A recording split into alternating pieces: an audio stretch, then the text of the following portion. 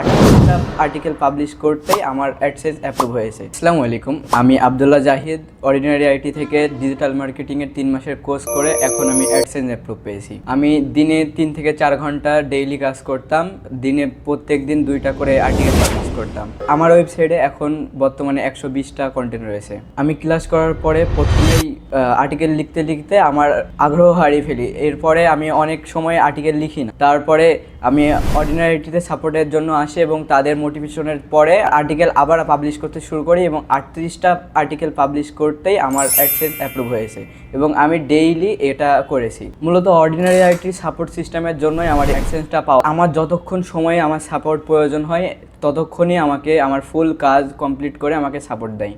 আমিও প্রথম ক্লাস করার পরে মোটিভেশন হারাই ফেলছিলাম, তারপরে আবার আর্টিকেল লিখতে শুরু করে, যে কারণে যারা অর্ডিনারি আইটিতে ক্লাস করেছেন এবং এখন আর কাজ করছেন না, অ্যাডসেন্স পাননি, তারা অর্ডিনারি আইটির নিয়ম অনুযায়ী যদি কাজ করেন তবে অবশ্যই অ্যাডসেন্স।